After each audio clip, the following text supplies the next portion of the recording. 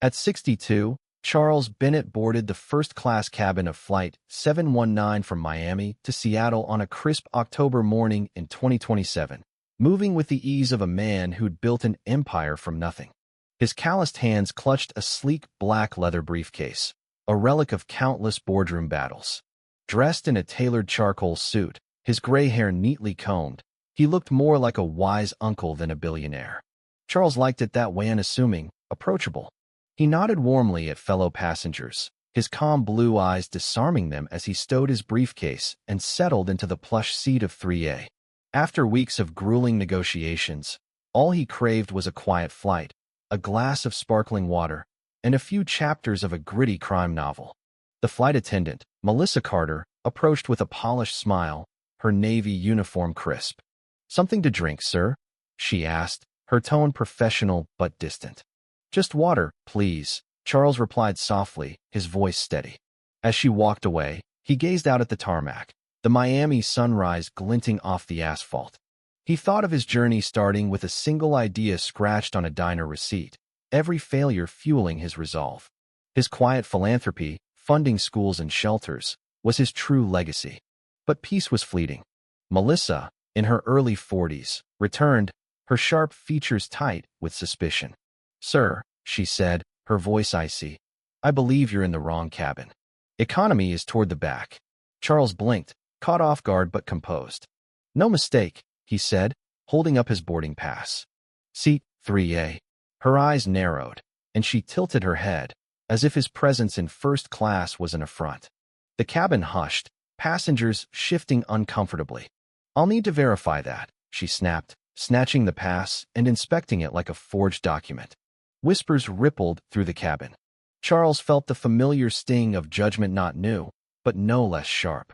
He handed over the pass, his expression calm but his chest tight. Melissa turned it over, her lips curling into a smirk. "This doesn't look right," she said, loud enough for others to hear. "I'll check with the gate agent." Charles nodded. "Go ahead," he said evenly, though his pulse quickened. He closed his eyes, drawing on decades of resilience, choosing dignity over anger. Minutes later, Melissa stormed back, her face flushed. "It's valid," she muttered, tossing the pass back. "But you probably meant to book coach." Charles met her gaze, his voice firm. "This is my seat, and I belong here." Her cheeks reddened, and before he could react, her hand lashed out, slapping him hard across the face. The crack echoed like a gunshot. Passengers gasped, some reaching for phones, others standing in shock. Charles touched his stinging cheek, his eyes locked on Melissa's.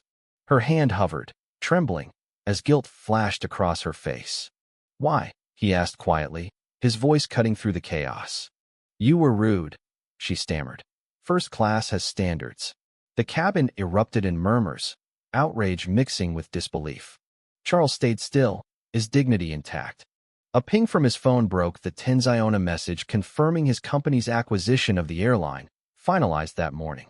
He pocketed the phone, saying nothing, and typed a quick email to the CEO, demanding an investigation into Melissa's conduct. For the rest of the flight, she avoided him, her movements stiff, her smiles forced for some passengers, cold for others. Charles noticed her ignore an elderly Latino woman struggling with her bag, while she fawned over a white businessman's request for a pillow.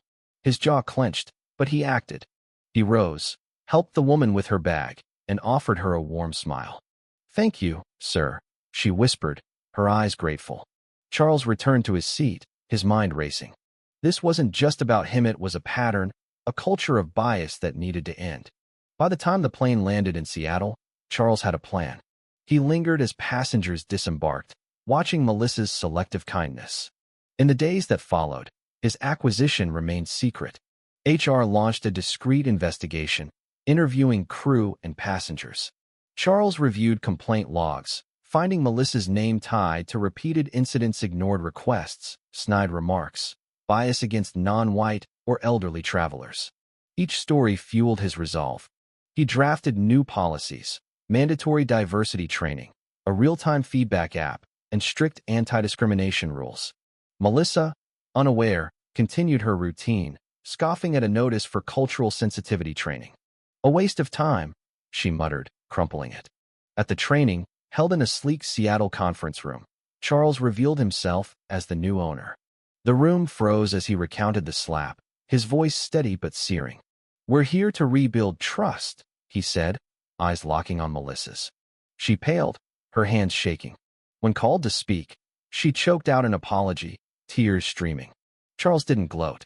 Instead, he offered her a chance to change mentoring new staff, leading by example. She nodded, humbled. The session ended with applause, passengers and staff united in hope.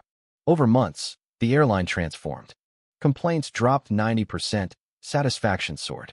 Melissa, now a mentor, shared her story, turning shame into purpose. Charles's reforms transparent feedback, inclusive training became an industry model. Passengers felt seen, valued.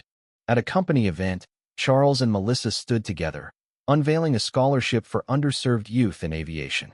The crowd roared, moved by their journey from conflict to redemption. But was Charles too lenient with Melissa? Should she have been fired for her actions? Did his compassion undermine justice? Or was it the key to real change?